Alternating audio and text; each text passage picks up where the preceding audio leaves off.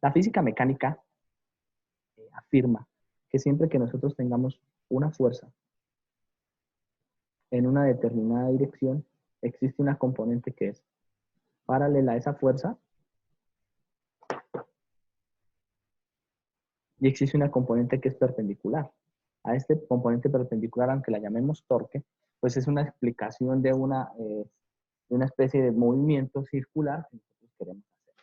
Cuando se presenta una partícula eléctricamente cargada, ella genera automáticamente un campo de fuerzas o una fuerza a su alrededor definida por el campo eléctrico. Inicialmente nosotros vamos a partir de que esta partícula está quieta. Si la partícula está quieta, quiere decir que ella no va a ejecutar ningún movimiento o no va a tener ninguna velocidad en función del tiempo. En ese momento en que estamos en ese valor, únicamente vamos a tener campo eléctrico y le llamamos campo eléctrico estático. Sin embargo, supongan que esta partícula se desplazó una determinada distancia, y al tiempo fue reemplazada por otra partícula o por dos partículas. ¿Esto? ¿Qué quiere decir eso? Que en la parte de arriba hubo una variación de carga que fue desplazada hacia otro punto mediante la variación de carga. Esa variación de carga viene directamente relacionada por cómo se movió en una determinada superficie geométrica, caracterizada como el ρ sub b por un delta volumen. Pero además, si ustedes observan, esta partícula tuvo que haberse demorado un tiempo en moverse del punto 1 al punto 2. Inicialmente nosotros creíamos que las partículas, absolutamente todas, se movían a la velocidad de la luz. Más adelante nos dimos cuenta que dependiendo del material, es decir, del épsilon en el cual estuviese esa partícula, pues iba a tener unos comportamientos ligeramente diferentes. Es ahí la importancia de ese épsilon y más adelante otra constante magnética que va a aparecer. Esta variación de tiempo y esta variación de carga nos da automáticamente una definición y nos dice, existe una cantidad que me permite medir cuánto varía la carga en función del tiempo. Es decir, qué tan veloz se desplazó del punto 1 al punto 2. Y aún más, poder decir cómo se comporta esa carga en función del espacio que está recorriendo. Cuando se empieza a hacer los análisis, nosotros encontrábamos unas características de épsilon, pero además encontrábamos unas características de conductividad eléctrica.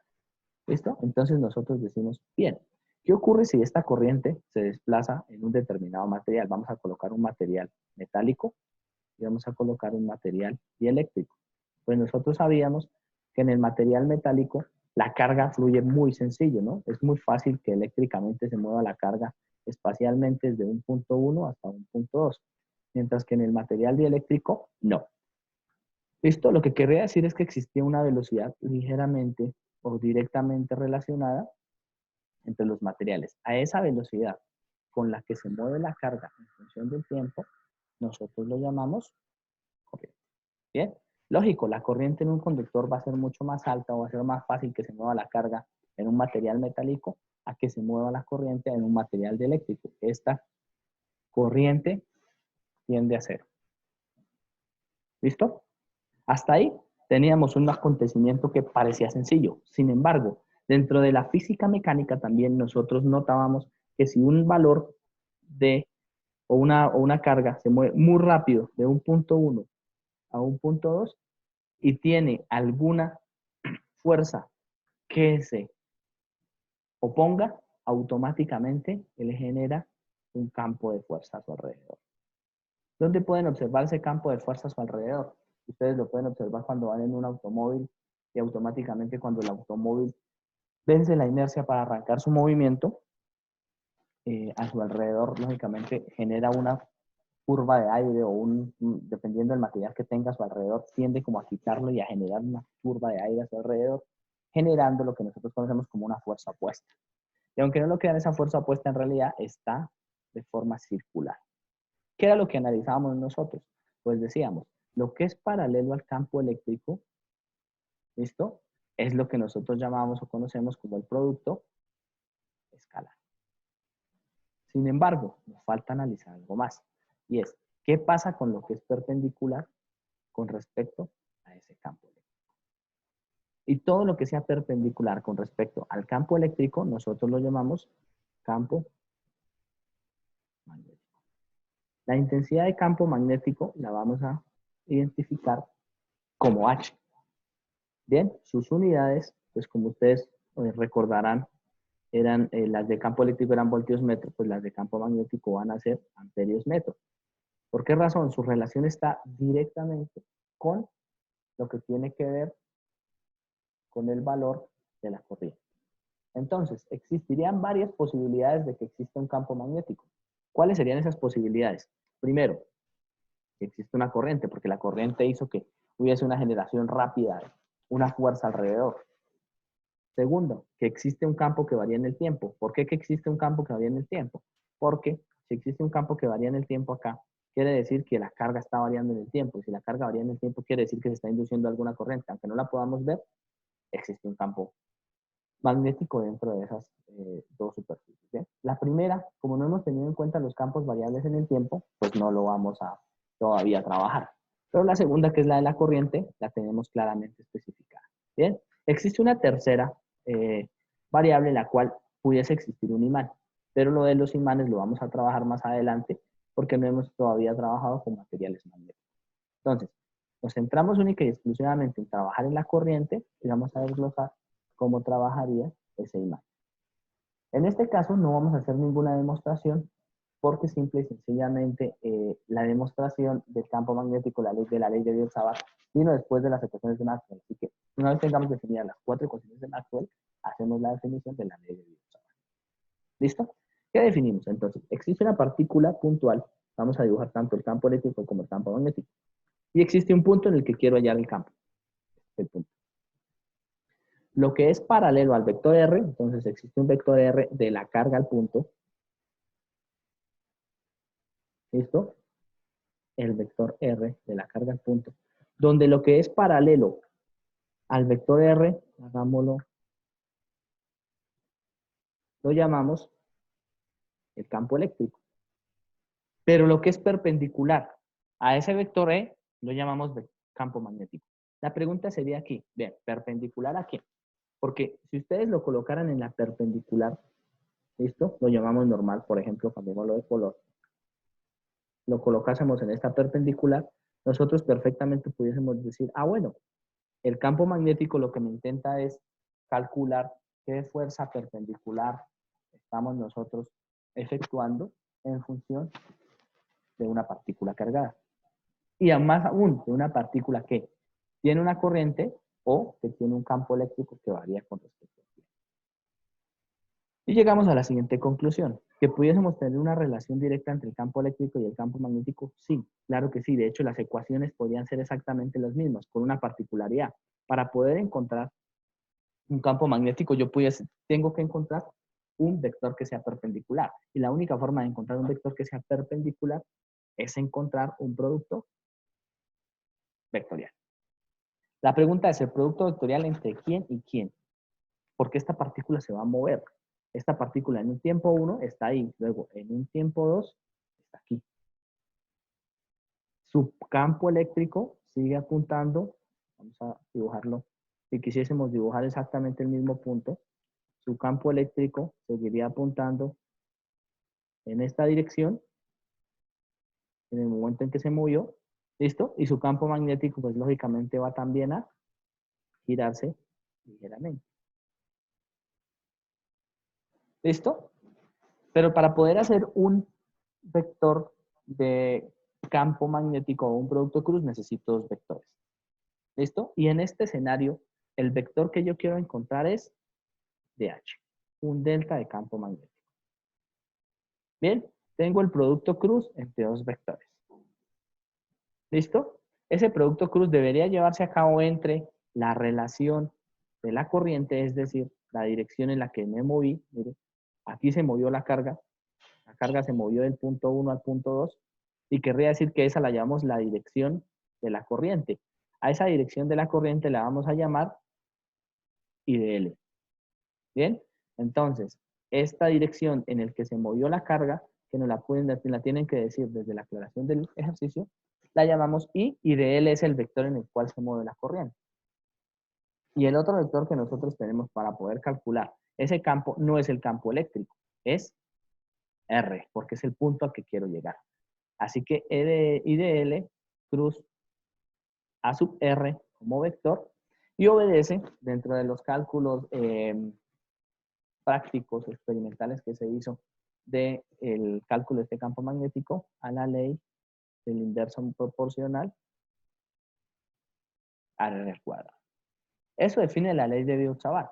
Entonces, si automáticamente me define eso, yo pudiese convertir esa ley de Biot-Savart en un vector. ¿Por qué? Porque nuevamente me restringo a que debo conocer la dirección de la corriente y encontrar el vector R.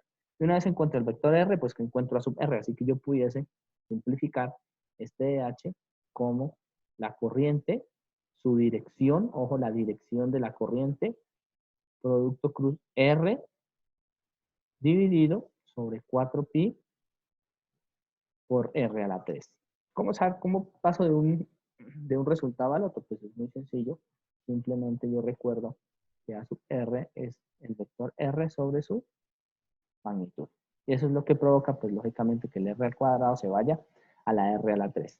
Y es un resultado similar al que yo tenía en el campo eléctrico.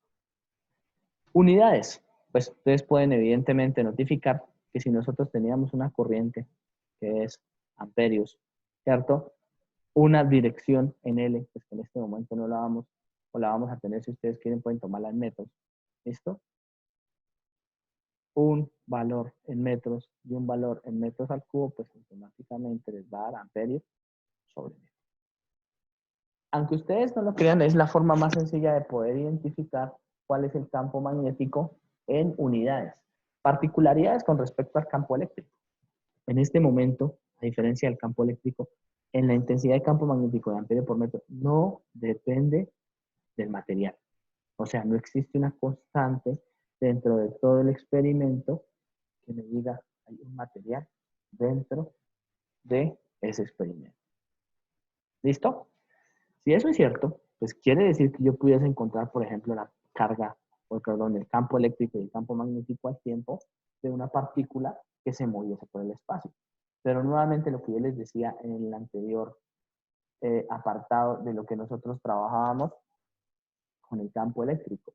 Las partículas puntuales en la vida real, si lo que queremos es hacer un diseño electrónico de algún elemento, un diseño eléctrico, de comportamiento eléctrico, pues no me sirve para nada. Así que tengo que acudir a unas específicas formas geométricas. ¿Listo? Antes de poder acudir a ese primer resultado de ecuaciones de formas geométricas, lo que vamos a hacer es poder hacer algunos despejes puntuales. Por ejemplo, nosotros recordábamos que la corriente, ¿cierto?, es el delta de carga dividido en el delta de tiempo, y que el delta de carga podemos simplificarlo como delta de V por el volumen, por el delta de volumen, dividido en el delta de tiempo, y que si esto fuese en un material que fuese lo suficientemente delgado, nosotros pudiésemos calcular este valor como un ρ sub S, es decir, una lámina, delta de S, delta de L, delta de T. ¿Bien? O lo que pudiésemos decir, un ρ sub S,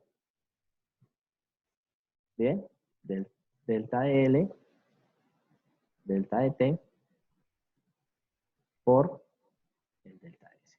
Si nosotros tomamos la parte que es paralela a esto, es decir, en un experimento, supongan que este es un cable, ¿no? ¿Por qué en un cable lo hablamos siempre? Porque es el metal, ¿no? Y es la parte donde más fácil podemos hacer la migración de un electrón de un punto al otro para que migre como señal. Pues nosotros obtendríamos directamente que el delta de S sería el área transversal que está atravesando ese tipo de cable. Si nosotros encontramos la relación vectorial, es decir, el producto punto, y solamente tenemos en cuenta la parte que es paralela a este resultado, nosotros lo vamos a conocer como J. ¿Listo? Y lo pudiésemos aproximar, incluso este ρ sub s pudiésemos aproximarlo a ρ sub b de forma general para elementos que sean infinitesimales y decir efectivamente que este j es delta de ρ sub b o ρ sub b, esto con delta de tiempo. Bien, eso nos daría una buena definición de lo que nosotros pudiésemos tener como una densidad superficial de corriente. Pero bueno, en este momento ni siquiera es tan importante este valor, este J, lo vamos a utilizar más adelante. Lo importante es poder entender cómo funcionaría la corriente. Y recuerden, una corriente, aunque nosotros la vengamos manejando en las ecuaciones de las leyes de Kirchhoff, nace del funcionamiento de un campo magnético y un campo eléctrico, y en realidad es una partícula fundamental de los campos electromagnéticos, y es el electrón. En su momento, hacia el siglo XIX, nosotros lo conocíamos como carga, no sabíamos que era un electrón, ni un protón, ni un neutrón, nada de eso. Esto más adelante, hacia los más o menos unos 30 años después, se pudo definir que era un electrón cuando se pone el modelo atómico de Rutherford. Una vez nosotros tenemos esto, después miramos la naturaleza de la luz y llegamos a la teoría de la relatividad. En la teoría de la relatividad ya no es tan directamente proporcional que la luz viaja en línea recta. Recuerden, la corriente es simplemente el resultado de una señal de luz que está viajando e impacta contra un material, en este caso es metálico, en su mayoría. ¿Qué estamos diciendo? Que caracterizamos los materiales en dos formas. O tenemos materiales metálicos o tenemos materiales aislantes. Más adelante, hacia los años 40, aparecen los materiales semiconductores. Pero estos tienen un tratamiento diferente. ¿Hasta ahí vamos más o menos? ¿Alguna duda? Bien. ¿Listo? Si eso es cierto, pues nosotros podríamos decir directamente que hay una relación entre el campo eléctrico y el campo magnético. Y es que nosotros incluso pudiésemos calcular tanto el campo eléctrico como el campo eléctrico de una superficie o de una forma geométrica específica. La primera forma geométrica específica que nosotros vamos a intentar calcular será la línea infinita de corriente. Entonces supongan lo siguiente, nosotros tenemos una línea infinita de corriente que está ubicada sobre el eje X, Y, Z. Por facilidad, nuevamente la vamos a colocar sobre el eje Z. Esto es infinita, es decir, sus valores van a ir sobre el eje Z desde menos infinito hasta el infinito. Y queremos encontrar el campo magnético en un punto que sea centrado a la línea infinita de corriente. Lo voy a colocar en este momento acá. ¿Por qué? Porque recuerden que si esto es infinito hacia arriba y infinito hacia abajo, y cualquier punto que yo coloque en medio de los dos, pues es el centro. La forma es totalmente simétrica. Cuando yo quiero calcular este tipo de ejercicios, pues efectivamente no, y al igual que el campo eléctrico, lo importante es poder calcular el vector R. Y recuerden, en este caso, el vector R es la distancia o el vector que caracteriza el modelamiento de donde tengo la corriente al punto. Para mi caso, sería este, pero recuerden que nosotros hacemos el modelamiento por arriba y por abajo. De mi anterior o de mis anteriores conceptos, yo sé que el campo eléctrico va en esta dirección. ¿Listo? Ya tengo el campo eléctrico. Observen lo que va a pasar con este ejercicio. Tengo R. Me falta que me den la dirección de I. Voy a asumir que I va hacia arriba. Simple y llanamente para que vaya en dirección positiva del eje Z.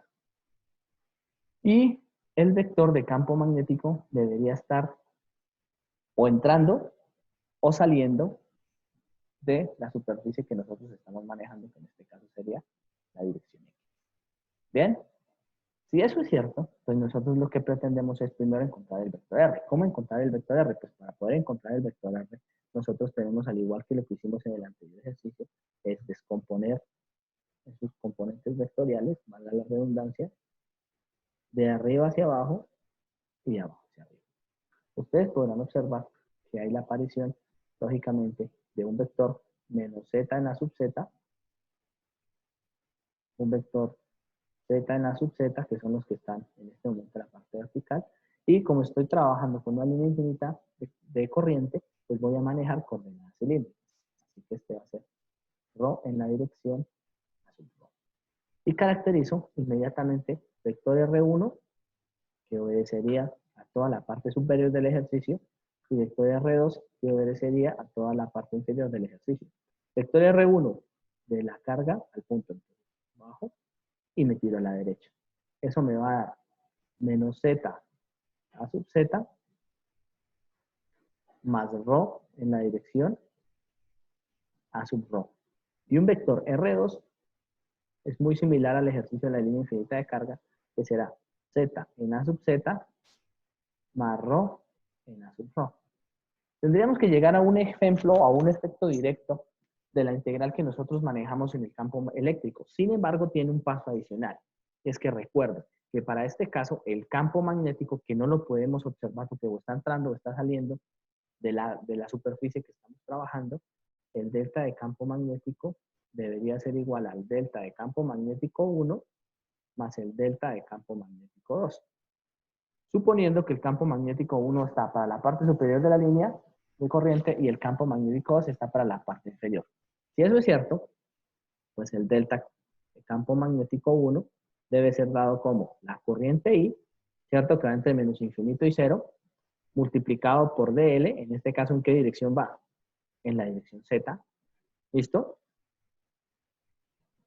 Varía en z, en la dirección a sub z, producto cruz, el vector R1, que sería, voy a ordenarlo, ρ a sub ρ, menos z en la sub z, ¿listo? Dividido entre 4pi por el radio al cubo, no lo olviden. Y como el radio es la magnitud de ese vector es ρ al cuadrado más z al cuadrado en raíz cuadrada, o sea, elevado a la 3 medios. ¿Listo? Esto es raíz de ρ cuadrado más z cuadrado elevado a la 3 o ρ cuadrado más z cuadrado elevado a la 3 medios. Que debería ser exactamente igual en DH2 en la parte inferior, que sería I, porque es la misma corriente en la parte superior, de Z, pero que ahora varía de 0 a infinito. Voy a hacer esa anotación para que ustedes lo tengan aquí claro. Este varía de 0 a infinito, este varía de menos infinito a 0. Bien. Producto cruz, ρ a sub ρ, más Z en la dirección a sub Z, que es el modelamiento, dividido en exactamente 4pi multiplicado por el mismo denominador, ¿no? Porque la magnitud del DH1 es exactamente igual a la magnitud del DH2. Rho cuadrado más z al cuadrado elevado a la 3 medios. Así que en realidad la diferencia entre calcular un campo eléctrico y un campo magnético es que primero debo identificar que hay una corriente. Y la única forma de que haya una corriente es que la carga haya variado con respecto al tiempo. Si hay carga, hay campo eléctrico. Eso ténganlo por seguro. Si hay un movimiento de carga en función del tiempo, hay campo magnético. Se sigue manteniendo el valor de 4pi por el radio al cuadrado en el denominador. Y se agrega un paso adicional, que es el producto. Así que nosotros recordamos que nuestro producto cruz o producto vectorial, cuyo resultado es un vector, ¿no? Un vector que, recordemos, es perpendicular a la línea y es perpendicular al vector, es decir, es perpendicular a la línea que encontramos en verde y es perpendicular al vector que encontramos en morado, nos debería dar un resultado. Pudiésemos hacerlo de forma puntual y de forma sencilla aplicando la ley o la regla de la mano derecha. Y ustedes recordarán la regla de la mano derecha.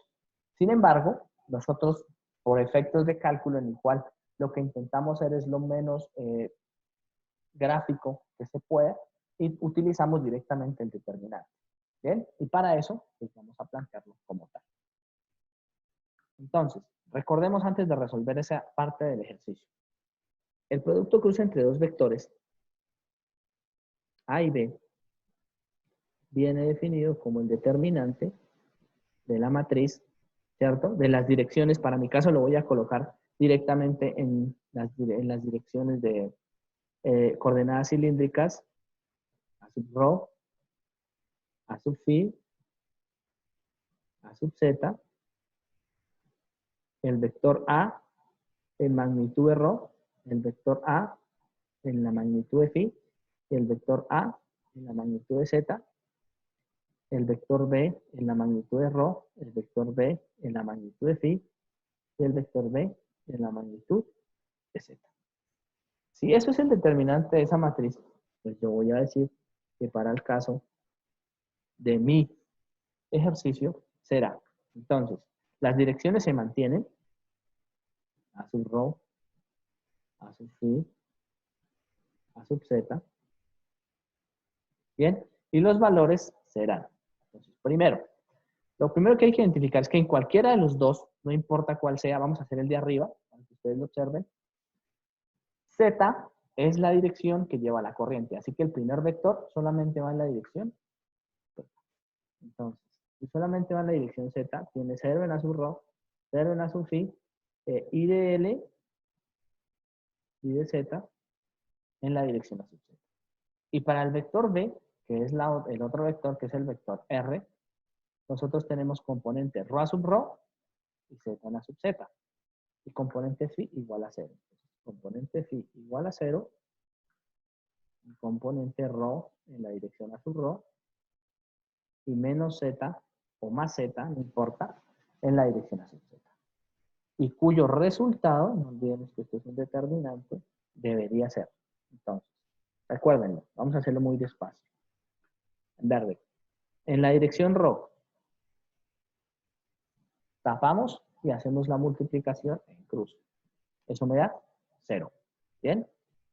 0 en la dirección A sub rho. Menos, porque vamos más, menos, más. En la dirección phi, tapamos fila y columna de la dirección phi y me queda la multiplicación del determinante 0 por menos z me da 0, menos rho, perdón, 0 menos rho por I de z. En la dirección A sub phi. Y en la dirección A sub z, tapan fila, columna y les va a dar 0. Más 0 en la dirección A sub z. Y hay una particularidad. Observen que independiente de cuál hubiese sido el valor de más o menos z, este valor siempre me hubiese dado 0 por z o 0 por menos z. Así que ya tenemos los determinantes de los dos realizados. Una vez llegamos a ese resultado, nos damos cuenta automáticamente que vamos a tener el valor de cada uno de esos resultados. ¿Cuánto me daría ese resultado? Pues es muy sencillo, ¿no? La única variable que sobrevivió es la dirección phi. Así que esto me va a dar más, menos por menos da más, rho por la corriente de z en la dirección phi. No pierdan de vista esa dirección phi. ¿Listo? Eso quiere decir que si la corriente va en la dirección z, intentemos ya analizar el fenómeno. No importa si estamos en la parte baja o en la parte alta, la dirección del campo magnético, como el amarillo, va a ser alrededor, ¿cierto? No sabemos qué tan fuerte, pero va a ser alrededor, ¿listo? Del valor. Phi. Recuerden que si es positivo, se gira con sentido contrario a las manecillas del reloj, como lo podemos observar. Así que si en este momento tienen su bolígrafo en la mano, lo que ustedes pudiesen llegar a la conclusión es de que si existe una corriente de la parte más baja del bolígrafo a la parte más alta del bolígrafo, existe un campo magnético, una fuerza magnética a su alrededor, inmiscuyendo e intentando girar alrededor de él. una especie de protección, es como si fuese una tuneladora. Recuerden las tuneladoras que ustedes se utilizan para poder ejecutar grandes obras, que está ejecutando una fuerza a su alrededor. Ojo, no es un torque. Ojo, no es una especie, solamente es una fuerza que aparece por la particularidad de la carga eléctrica. ¿Hasta ahí tenemos alguna duda? Bien, en el siguiente video entonces volvemos a la reunión para poder continuar con la finalización del cálculo del ejercicio.